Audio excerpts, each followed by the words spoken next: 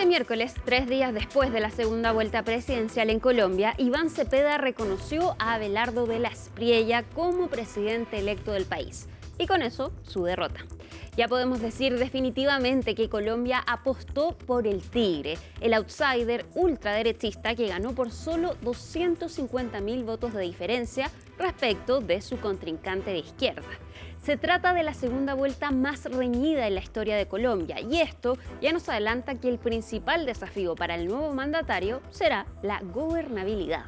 De la Espriella cuenta con una exigua representación en el Congreso y parece que el presidente electo tiene claro esto, considerando que en su celebración en Barranquilla hizo un llamado a la unidad, pese a que en su campaña habló de destripar a la izquierda.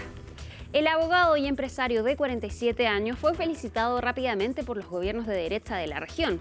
José Antonio Kast, Daniel Noboa y Javier Milei. Incluso el argentino dijo que al león se le unía el tigre. Por supuesto, Donald Trump no se quedó atrás. Después de darle su apoyo, dijo que habló por teléfono esa misma noche con De la Espriella. A partir de agosto, entonces, el nuevo presidente colombiano deberá dejar atrás su faceta de candidato en la que claramente sobresalió y mostrar ahora su capacidad como mandatario. Ya confirmada esta victoria, podemos sacar varias conclusiones. La más general es que la polarización parece ser la regla en las últimas elecciones de América Latina. No olvidemos que lo mismo está ocurriendo en Perú. Otra lectura sobre la política colombiana es que el primer gobierno progresista del país parece no haber sido una excepción. En esta segunda vuelta, Iván Cepeda logró obtener 3 millones de votos extra, ganando incluso más terreno que De la Espriella, aunque no le alcanzó. Sin embargo, la nueva oposición tiene una fuerza importante en el Congreso y parece apuntar a 2030. Por último, esta fue la mayor votación en la historia de Colombia. En un país con voto voluntario, el 63% de los electores acudieron a las urnas y la abstención bajó del 40% por primera vez desde 1998. Las instituciones entonces son fuertes. La gente salió a votar como nunca antes y la oposición no puede ser ignorada, mucho menos destripada. Aquí comienza Conexión Global Prime.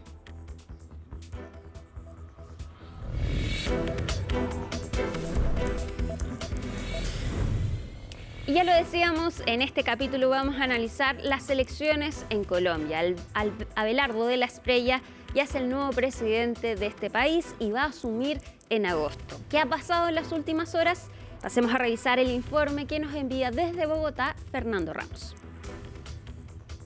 El candidato del partido de izquierda y de gobierno Pacto Histórico, Iván Cepeda, reconoció este miércoles el triunfo de su contendor Abelardo de la Espriella del movimiento político de derecha Defensores de la Patria tras el balotaje realizado este domingo en Colombia. Un paso importante porque el candidato Cepeda había impugnado los resultados, especialmente en 33.000 mesas en todo el país, y la registraduría, tras el escrutinio, comparado con el preconteo de votos del domingo, estableció que había una coincidencia del 99,99% en los resultados. Eso pues no dejaba dudas de que las elecciones se habían realizado con transparencia y con total garantía, especialmente por la veeduría de cerca de 1.600 delegados de todo el mundo que estuvieron en Colombia durante la jornada, vigilando exactamente que se cumplieran todas las garantías que debían tener los votantes, cerca de 41 millones de colombianos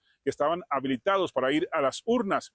Hay que destacar que en esta ocasión aumentó la participación de los ciudadanos, llegó a un 63% la votación, que dio a Abelardo de la Espriella cerca de 13 millones de votos, con una diferencia frente a Cepeda de 250.000, lo que lo deja ya como presidente electo para el periodo 2026-2030. Y va a reemplazar al presidente actual de izquierda, Gustavo Petro, quien entregará el mando, el poder, el próximo 7 de agosto. Esto pues ha hecho que se tranquilicen las en Colombia, algunas protestas que se dieron en días anteriores de personas del pacto histórico que no estaban de acuerdo con los resultados. El presidente Gustavo Petro insistió en que podía existir fraude, pero en las últimas horas dijo que ya todo estaba listo para iniciar el empalme con el próximo gobierno y que estaba alistando su retirada. Fernando Ramos, Bogotá. Y ya con el reconocimiento entonces de la derrota por parte de Hugo Cepeda, falta conocer ahora quién es Abelardo de la Espriella, cómo llegó a esta victoria que hace un año parecía inesperada y qué se espera de él entonces en su próximo gobierno. Veamos el informe de Laura Soto. Para vivirlo los dos por ti volaré. Un cantante aficionado. De mi experiencia aprendí que la felicidad solo la consiguen quienes no le temen al éxito. Un empresario y millonario de estilo excéntrico, creador de sus propias líneas de ropa. Nacimos en Cañaduzales con aroma a cuero. Y ron, todo bajo el nombre de la misma marca. Bienvenidos a De la Espriella Style. Es la imagen que Abelardo de la Espriella ha buscado proyectar en los últimos años. Un dandy cosmopolita y outsider que llegó a romper con todos los moldes de la política tradicional colombiana. Perfil que le abrió el camino a ser el próximo inquilino de la Casa de Nariño.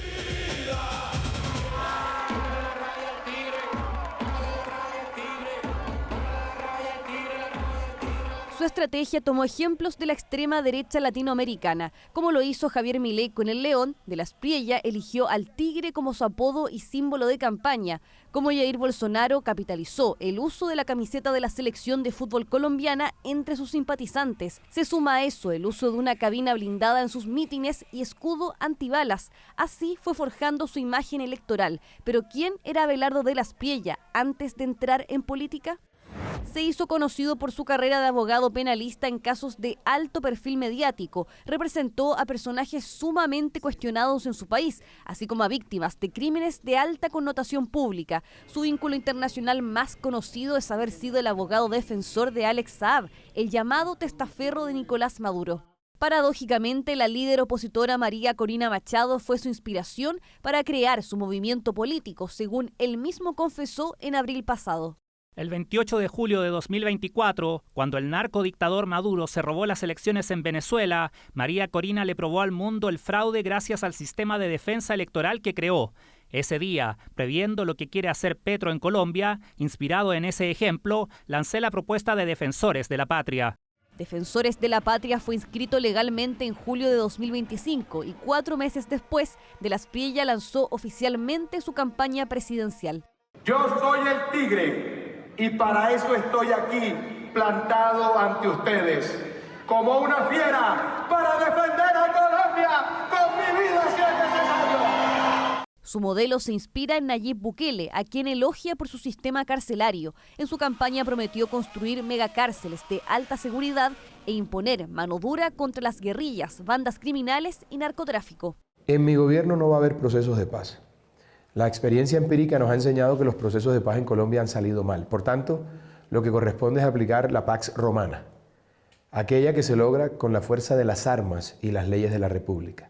Bandido que no se someta será dado de baja. En lo económico busca reducir en un 40% el tamaño del Estado y bajar la carga tributaria a las empresas. En lo social dice ser defensor de la familia tradicional y se ha manifestado en contra del aborto, que es legal en Colombia hasta la semana 24 de embarazo. Así y todo, promete respetar las decisiones de la Corte Constitucional.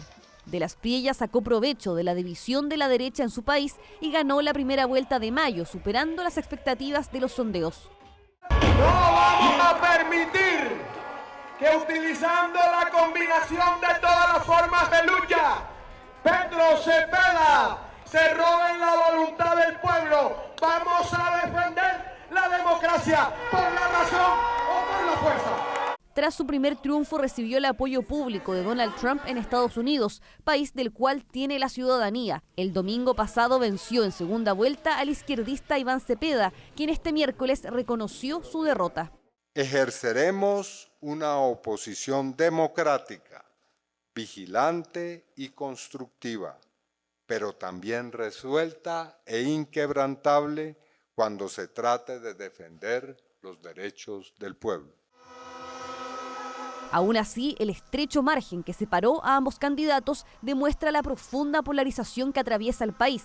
Bajo ese panorama, Abelardo de la Espriella asumirá el poder el próximo 7 de agosto con 48 años recién cumplidos.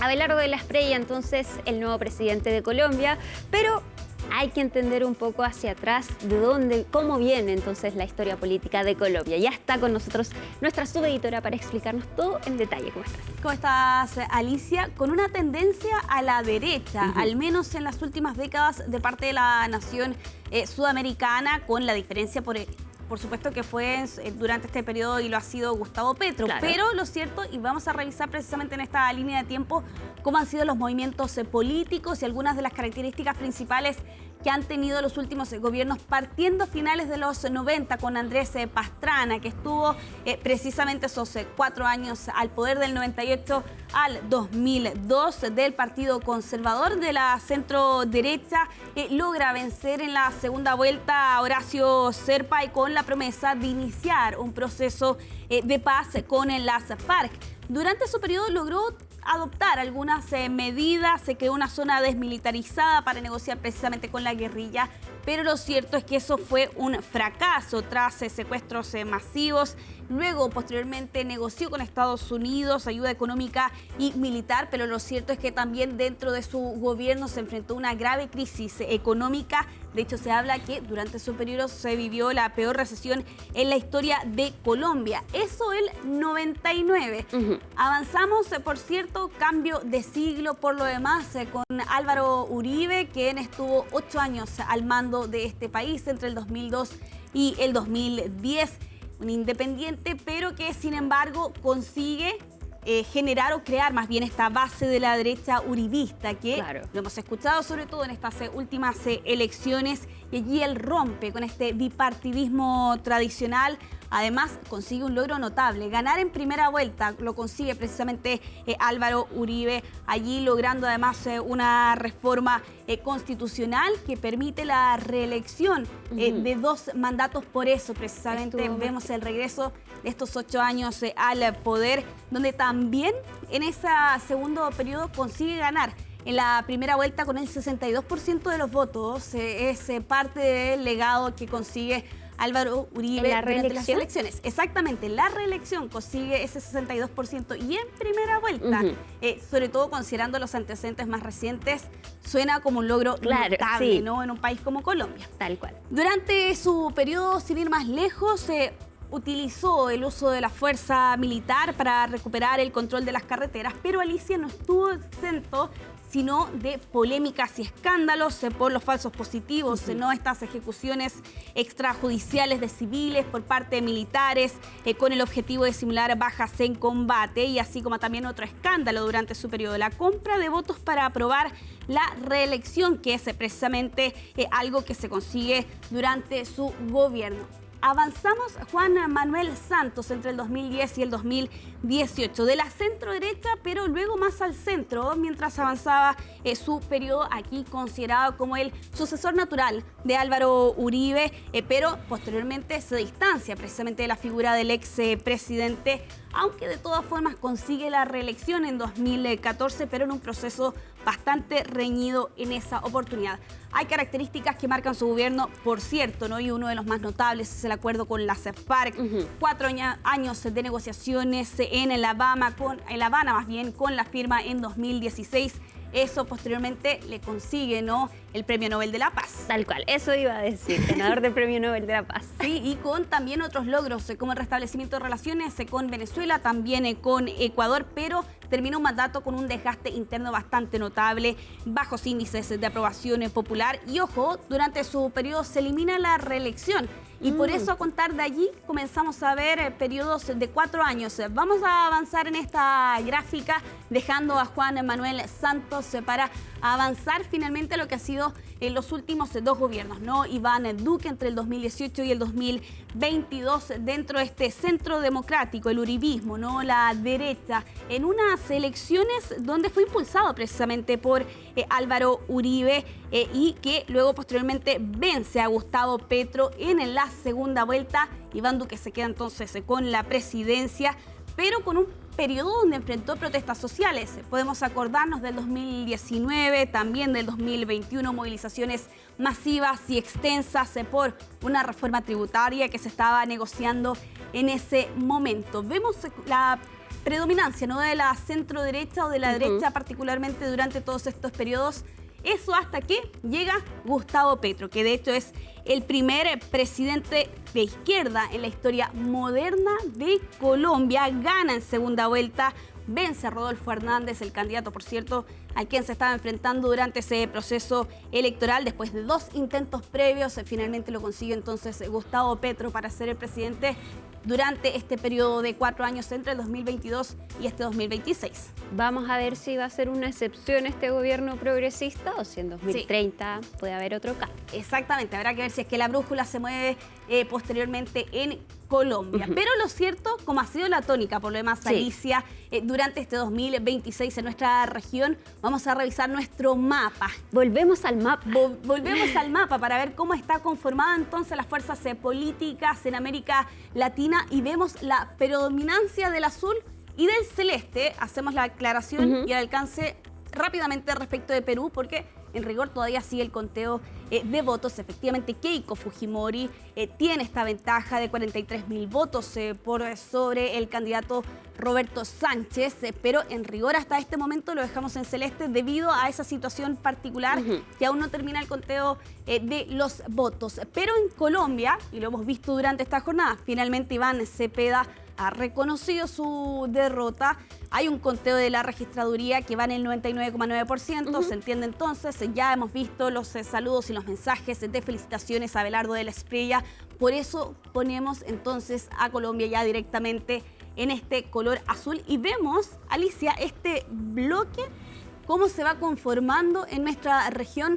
Solo Brasil y Uruguay se mantienen por estos meses, ¿no?, en ese tono rojo, junto con México en América del Norte, así como también otras naciones como Nicaragua y Guatemala. Pero como ya hemos hablado en otras oportunidades, en Brasil van a haber elecciones en octubre. Claro, este mapa puede cambiar. Este mapa puede cambiar, de hecho estamos a la espera de ver finalmente qué va a ocurrir en Perú, pero vemos evidentemente una predominancia entonces de los gobiernos de derecha en nuestra región, este péndulo, ¿no?, como hemos hablado en otras oportunidades y que ahora se tiñe, ¿no?, con Colombia finalmente y con Abelardo de la Espriella llegando a la presidencia en ese país. Hay que decir que son derechas distintas. No se puede comparar a José Antonio Kast, por ejemplo, con Nayib Bukele. Exacto. Pero todos tienen una buena relación con Donald Trump. Exactamente, y te diría que esa es la principal característica que aúna, ¿no?, sobre todo, por ejemplo, considerando Argentina con Javier Milei, por ejemplo, ¿no?, o Daniel Noboa de Ecuador, que también hemos visto ha mantenido una buena relación, por cierto, con el presidente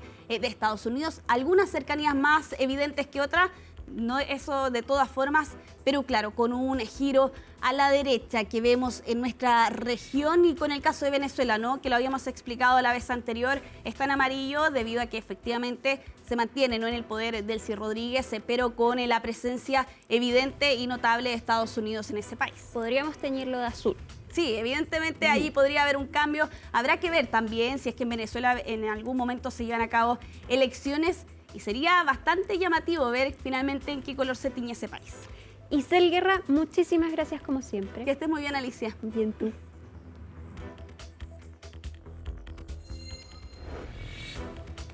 Y ya para comenzar de lleno con el análisis, estamos como siempre con Raúl Sor. Raúl, ¿cómo estás y qué te parecieron estos resultados? Hola Alicia, bueno, parece que ya está todo resuelto, aunque los sectores de izquierda en Colombia todavía dicen que hay que revisar ciertas mesas, pero claro, decir, a nivel de las congratulaciones internacionales se da por hecho que de la Espriella, Abelardo de la Espriella ganó la elección y que, bueno, ya estamos en un capítulo nuevo. Quedan todavía muchas dudas sobre cuál va a ser su verdadera actitud porque él ha dicho cosas contradictorias. Ha sido tremendamente agresivo en la campaña que, como tú lo señalaste, amenazó con destripar. Imagínate el concepto, destripar a líderes de la oposición si le generaban dificultades y, claro, después, una vez que ya está elegido, ha moderado el discurso, pero considerando sus antecedentes, de dónde viene de la Espriella, cabe pensar que sí puede ser bastante violento y, en particular, estoy pensando en las vinculaciones que él tuvo, él las niega ahora naturalmente, pero con la Autodefensa Unida de Colombia, que fue la principal agrupación de paramilitares. Paramilitares en Colombia eran elementos de extrema derecha, latifundistas, narcotraficantes e incluso miembros del ejército, que, digamos, una vez durante las noches y en las regiones operaban y daban muerte a aquellos que ellos consideraban militantes de izquierda y que lo encajonaban o lo calificaban como subversivo. Y bueno, fue un periodo en que hubo miles y miles de muertos, de asesinados en Colombia. De hecho, la Unión Patriótica, que era la principal formación de izquierda, tuvo más de 600 asesinados, su candidato fue asesinado, en fin. Por lo tanto, es una historia muy sangrienta. Entonces, cuando alguien dice, vamos a destripar, y proviene a grandes rasgos con esos antecedentes, uno tiende a tomarlo en serio. De manera que el gran temor que uno tiene hoy en Colombia es que continúe esta historia tan dramática que ha tenido Colombia de violencia, que comienza prácticamente en el siglo XIX y a lo largo de todo el siglo XX, por distintas razones, los esmeralderos antes, el narcotráfico después, ha mantenido zonas enormes en que el Estado colombiano no estaba presente.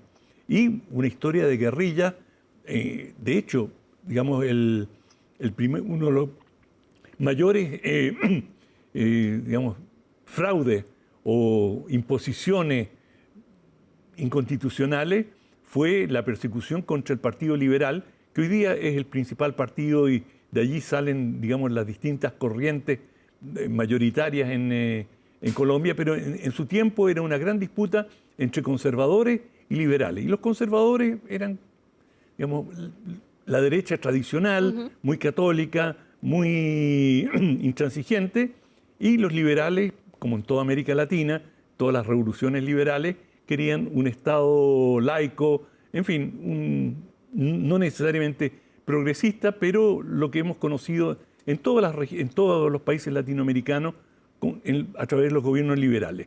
Y esto, claro, propició, después de la Segunda Guerra Mundial, una verdadera guerra civil, y los liberales huyeron de las ciudades perseguidos por los conservadores, y de ahí nace las Fuerzas Armadas Revolucionarias de Colombia, las FARC.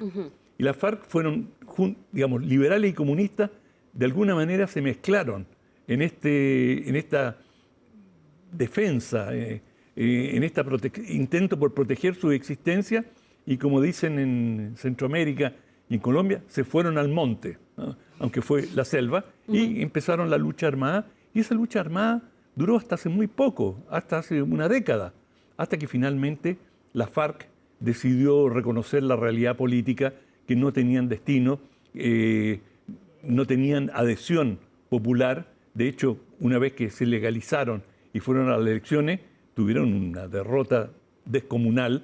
Es decir, la FARC no tenía ningún respaldo político y toda su fuerza, que no era poca, era militar. Ahora, es interesante lo que señalas porque Abelardo de la Espriella dice ser un outsider, pero cuenta con el respaldo del uribismo en esta segunda vuelta.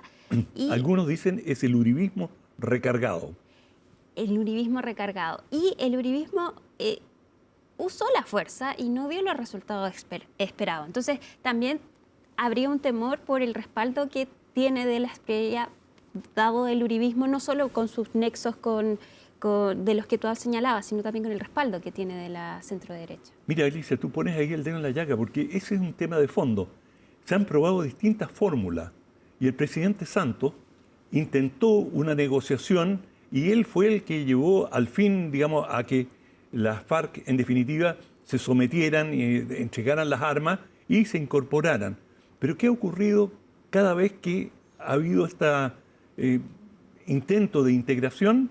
Los grupos paramilitares de ultraderecha han asesinado a mansalva a una serie de exmilitantes, y en el caso de la FARC se calcula que varios centenares han sido asesinados en los lugares, en las veredas, como se le llamó se le ha llamado en Colombia, donde se les permitió asentarse.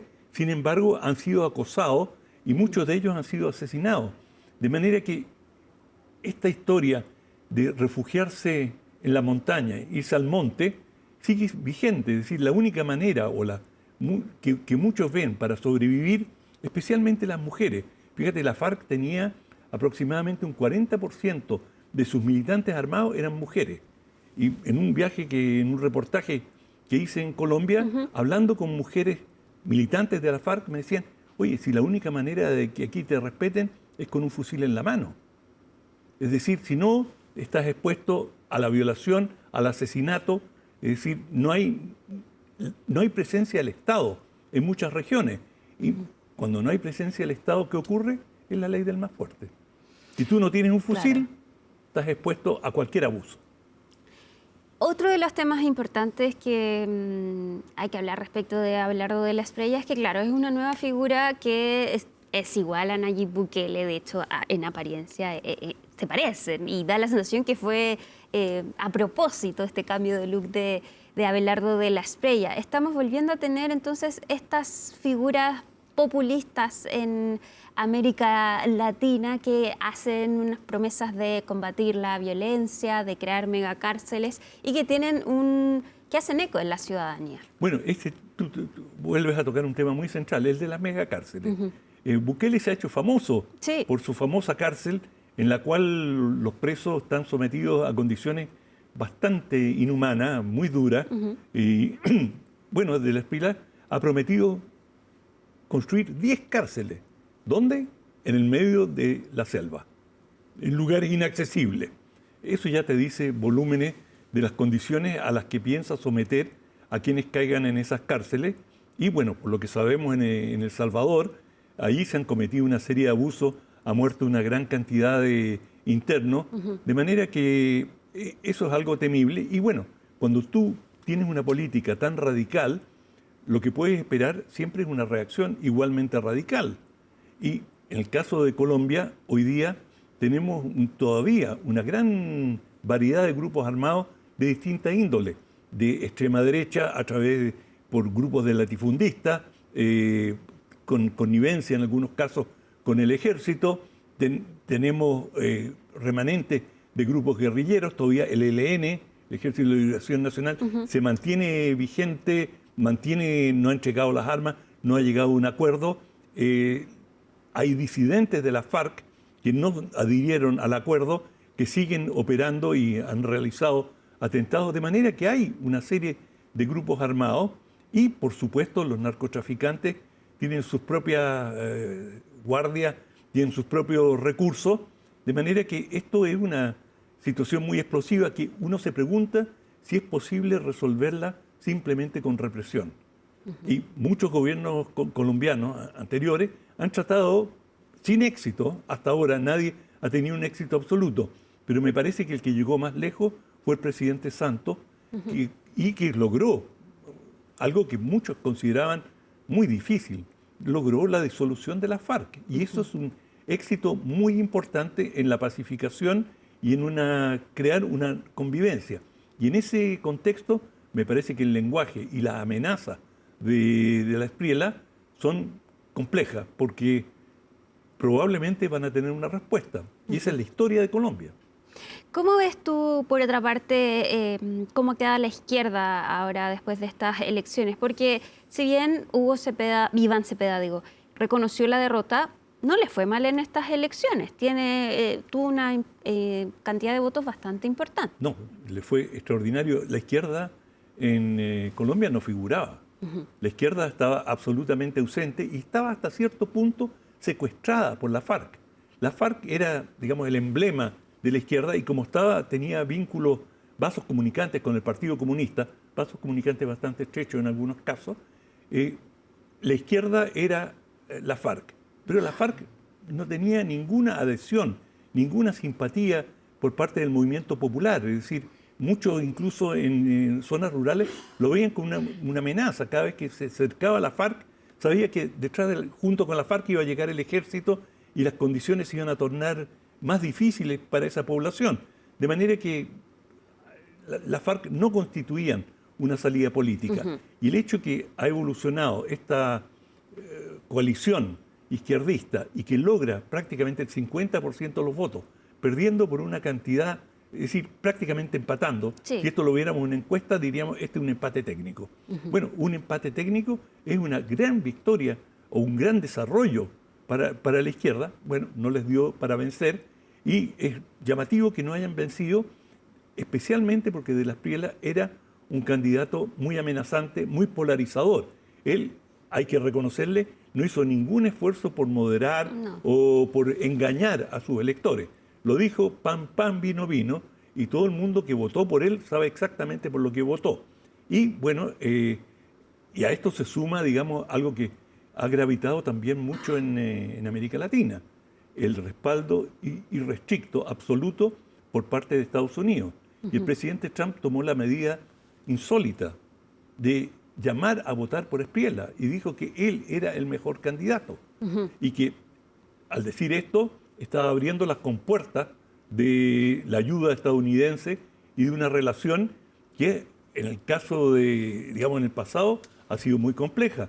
Recordamos, por ejemplo, el bombardeo, el ataque contra botes que presuntamente Estados Unidos dice eran narcotraficantes, y en algunos casos pueden haberlo sido, pero hay alguna evidencia que en algunos casos no lo fueron. Exactamente. Y en ese sentido, la última vez que hablamos, en la primera vuelta, hablamos de Estados Unidos y Colombia, y claro, tú nos decías, hay que hacer una diferencia entre la relación entre estados y la relación entre gobiernos. La relación entre gobiernos, entre Trump y Petro, fue difícil. Acusaciones iban, acusaciones venían, pero claro, ahora Donald Trump felicita a De las Prielas, lo llama. ¿Cómo quedan entonces las relaciones entre ambos países, considerando, por ejemplo, el Plan Colombia? Bueno, el Plan Colombia fue la viga maestra que le permitió en gran medida sobrevivir a los gobiernos colombianos. Fue una ayuda de miles de millones de dólares que le brindó Estados Unidos. El 80% de esa ayuda era para fines militares y un 20% para fines cívicos, es decir, mejora de infraestructura, servicios a la población, pero el grueso fue militar y probó ser decisivo, sobre todo con mecanismos de detección aérea que lograron detectar las unidades guerrilleras, y esto logró, digamos, impidió que la FARC en aquel momento pudiera amasar grupos importantes, unidades importantes de combate, y comenzó a fraccionarla justamente por esa capacidad de detección y de ataque que, gracias a una gran donación de helicópteros y de recursos, y esto cargó la balanza militarmente frente a un movimiento que había puesto todas sus esperanzas primordialmente en una victoria militar, cuando, digamos, no tenía ni una posibilidad de vencer si no tenía un respaldo significativo de la población. De manera que Colombia queda en una situación incierta, y lo que uno puede esperar que ojalá esto no derive, que no haya una regresión hacia la violencia, que no se vaya gente al monte, que para sobrevivir no haya que tener un fusil en la mano, y que De las Prielas pueda aplicar una política de incorporación de los distintos sectores, y que lleve adelante lo que han intentado los gobiernos colombianos anteriores, un proceso de negociación. Claro, me parece que la consigna de paz total era un poco demasiado optimista, ciertamente no se logró, pero, digamos, esa fue la ilusión que tuvo Petro, y está claro que la paz total, estamos muy lejos de la paz total, pero esa era la intención. Y ojalá, aún quizás con una política más realista, esto se pueda realizar. Por último, Raúl, antes de despedirnos, vemos un resultado ajustado de la misma forma que vimos en Perú. Se está repitiendo esto de países muy polarizados y que eso conlleva también al problema de la gobernabilidad. Acá De la Espriella también va a tener un desafío muy importante, gobernar para la mitad del país que no votó por él. Yo te diría que Colombia tiene un problema mucho más grave que Perú. Perú también lo tiene, pero Chile no lo tiene. Y Colombia lo tiene en forma muy aguda. El Estado no llega, no está presente en vastos sectores del país. Te lo digo con conocimiento de causa. He viajado por Colombia, he estado en regiones, especialmente en el norte del país, cerca de la frontera con Panamá, en el sur, y hay vastas regiones donde realmente, y por eso la FARC pudo ocupar sectores tan amplios, territoriales, que claro, se pueden desvanecer, pero tú ves que no llegan los servicios, sino, por tomar una novela de García Márquez, no llega el correo. Pero eso es complejo considerando que De la Espriella es una figura que quiere achicar el Estado. Y de hecho el temor de la izquierda es perder las conquistas sociales. Exactamente. Y de ese punto de vista, él ha dicho que va a reducir el Estado. Eso es uno de los puntos centrales de su campaña, junto con la seguridad y la construcción de las nuevas cárceles. Ese es el único ámbito en que él empieza a expandir el Estado. Pero bueno, incluso están pensando que estas cárceles, como en otros lugares, sean privadas, sean concesionadas. Pero en fin, el hecho es que, claro, De la Espriella, si va a reducir el Estado, que es una reivindicación muy importante de un sector que ha estado marginado, y yo diría que Colombia es uno de los países con mayor nivel de marginación en América Latina. Es decir, es uno de los países menos integrados desde ese punto de vista. Está a un nivel similar a Centroamérica en muchos aspectos. De manera que el reto, el desafío para Colombia es descomunal. Raúl Sor, como siempre, muy interesante tu análisis. Muchas gracias. Gracias, chao. Chao. Nosotros nos vamos a la pausa, pero al regreso vamos a continuar analizando entonces los resultados de estas elecciones en Colombia. Ya volvemos.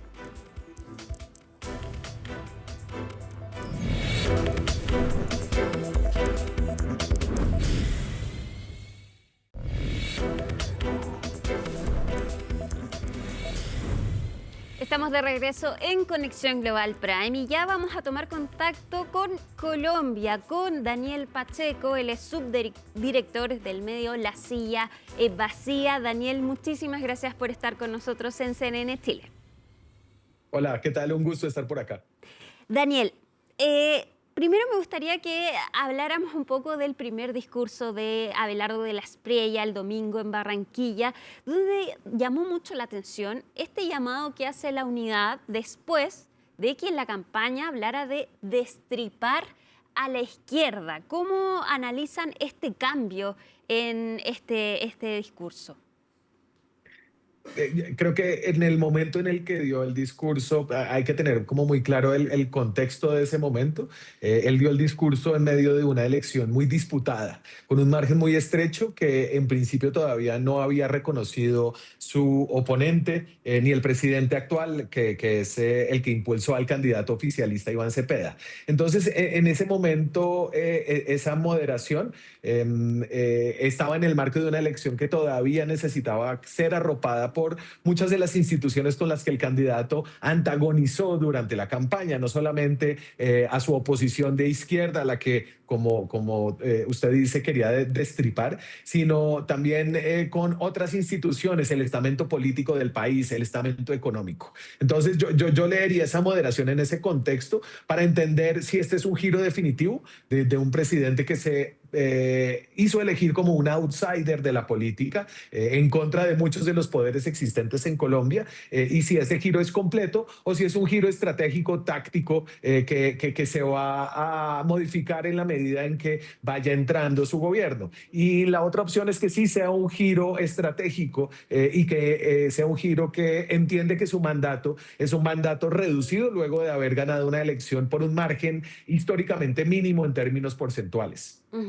Daniel, no conocemos mucho de cómo va a gobernar Abelardo de la Espriella es un abogado, no tiene una trayectoria política, pero ¿hay algún indicio para entender cómo él entiende el gobierno, cómo él va a gobernar? ¿Hay algo que nos pueda indicar o dar luces de cómo podría ser este mandato? Creo que hay algunos indicios. Yo partiría de la incertidumbre que usted señala. No ha gobernado antes y en su campaña llegó y ganó la elección realmente sin el apoyo de los grandes estamentos políticos. Tenía políticos en su campaña, pero fueron los que él escogió y nunca los hizo visibles, nunca se comprometió con ellos públicamente. También hizo una campaña en contra de los grandes poderes económicos, ¿no? Entonces, esto le da una gran libertad, al menos llegando. Sin embargo, la escogencia de su fórmula vicepresidencial da algunas indicaciones y establece, digamos, un escenario, ¿no? Entonces tenemos un escenario de un candidato realmente muy independiente que podría ser este outsider anti-establecimiento, que sería más impredecible, con una política y una propuesta de derecha dura en temas de seguridad, en temas sociales, muy conservador, muy afiliado a lo religioso, especialmente a sectores cristianos evangélicos. Pero por el otro lado, José Manuel Restrepo, la fórmula que escogió enviaba una señal distinta. José Manuel Restrepo es un economista que fue ministro de Hacienda en el gobierno de Iván Duque, el presidente que precedió a Gustavo Petro. También fue su ministro de Comercio e Industria. Es un hombre que ha sido rector de universidades importantes colombianas, que tiene credenciales tecnocráticas, que tiene credenciales con el establecimiento económico y con una derecha mucho más institucional.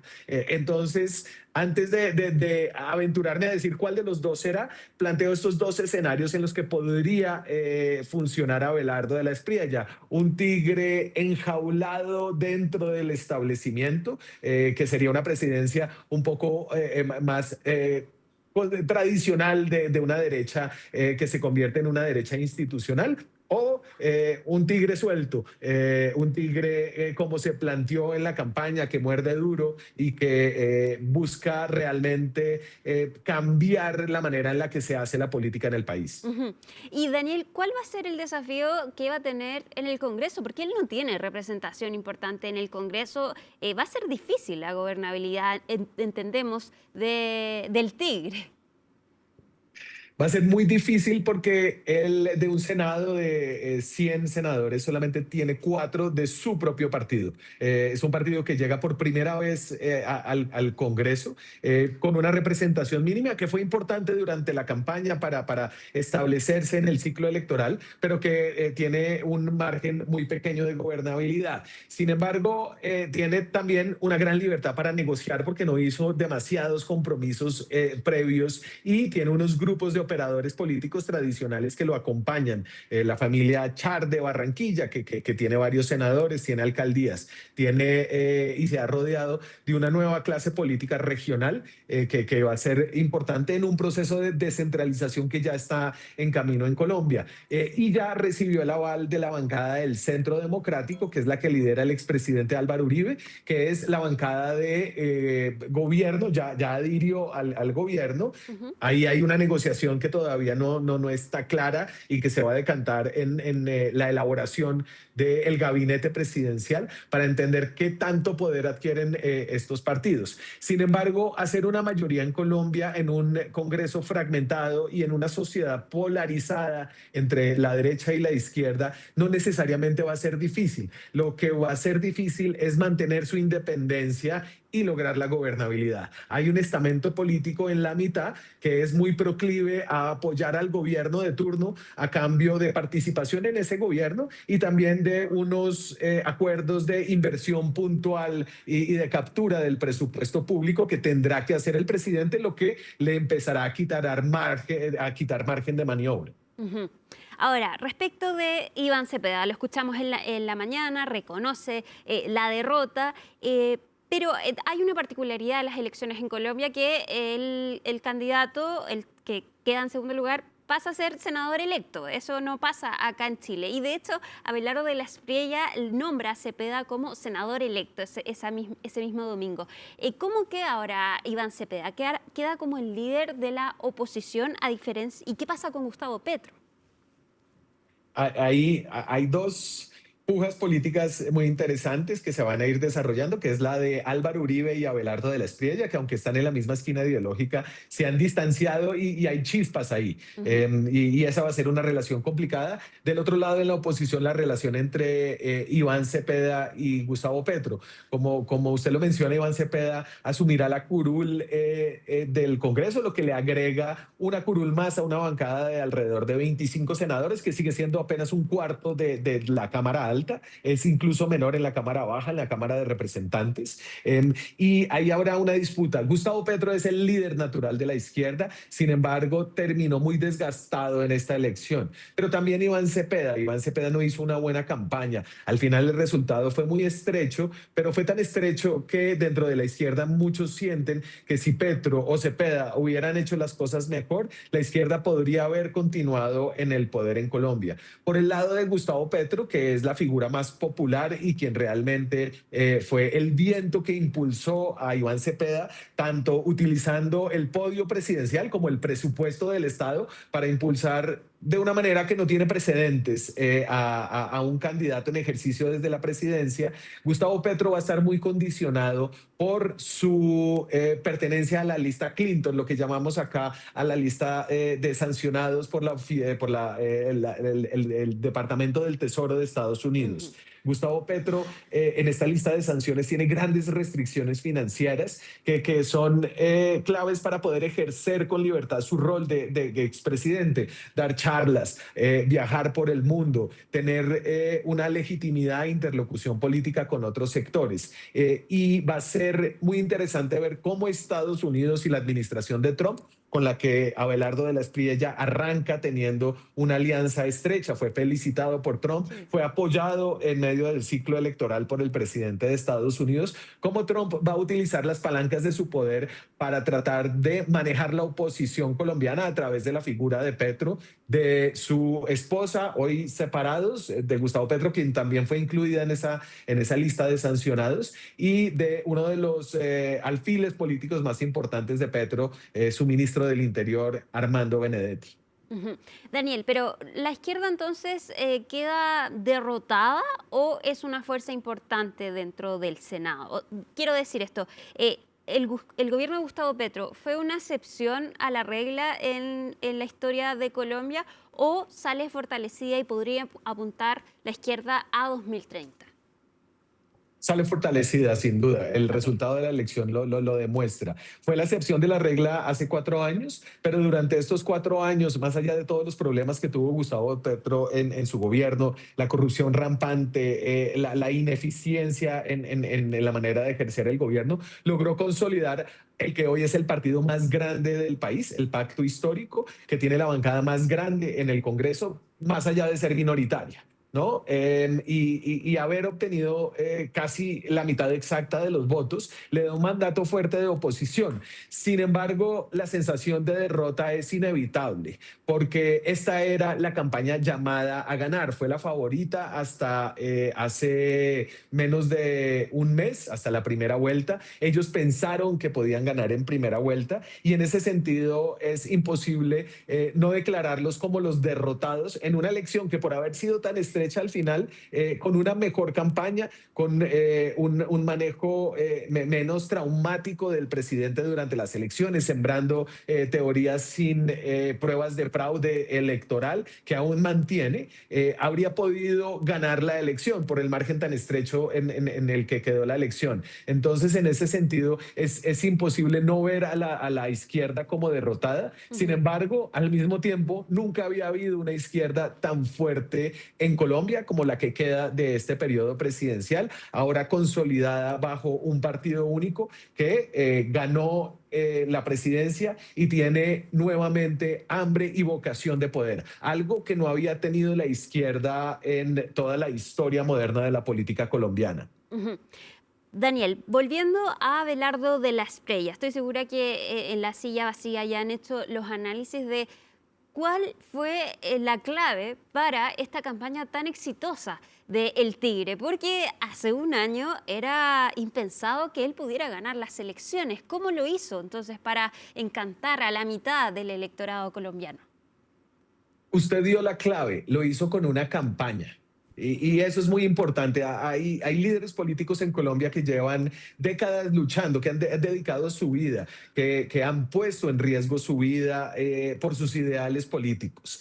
Gustavo Petro, Álvaro Uribe, Iván Cepeda. Estos hombres respiran política desde que son adolescentes y han visto caer a personas de sus bandos, han tenido tragedias personales, representan ideologías. Abelardo de la Espriella no, Abelardo de la Espriella es distinto, fue abogado penalista, fue activista de paz, fue empresario y llegó a la política entendiendo que la democracia colombiana está en un punto de apertura tal en las elecciones presidenciales que una buena campaña que sabe interpretar a un electorado que está harto de los políticos puede acumular los suficientes votos para llegar a la presidencia. Y lo hizo con una milimétrica máquina de marketing electoral, como la hemos llamado nosotros aquí en La Silla Vacía, que involucró varias claves de las que mencionaré apenas algunas. Manejó muy bien los tiempos, se lanzó tarde, hizo una campaña relativamente corta, utilizó las redes sociales como el centro de su campaña, no como algo accesorio. Hizo uso de unas narrativas muy poderosas a las que le dio vida a través de videos de inteligencia artificial. Escogió muy bien a sus enemigos, tuvo una relación muy estrecha con su estratega y con su equipo íntimo de campaña. Habló más de celebridades y de entretenimiento que de propuestas y de adhesiones políticas. Y leyó muy bien a un electorado que en Colombia es cada vez más libre, que participa cada vez más. La participación electoral fue récord, no tuvo precedentes, superó el 64%, algo que en Colombia, en un país que había tenido una democracia asediada por el conflicto, por la guerra, por un establecimiento político cerrado, había estado relativamente subyugada y controlada. Hoy Colombia tiene una democracia abierta y un hombre o una mujer con una buena campaña que sepa interpretar al electorado puede ganarla con una campaña de 1 año de duración. Daniel Pacheco, subdirector de La Silla Vacía, muchísimas gracias por este análisis. Nos dejas claras varias dudas que teníamos. Que estés muy bien y mucho éxito en este nuevo ciclo político en el país. Muchas gracias. Va a ser difícil, hay una animadversión muy grande hacia los medios de comunicación, siguiendo esta ola de populismos de derecha dura internacional. Así que muchas gracias por estar pendientes. Que estés muy bien. Y nosotros, con este interesante análisis, entonces llegamos al final de Conexión Global Prime. En agosto va a asumir el nuevo presidente de Colombia y también estamos atentos a lo que está ocurriendo en Perú. Yo me despido, pero por supuesto sigan en CNN Chile. Que estén muy bien. Buenas noches. Chao.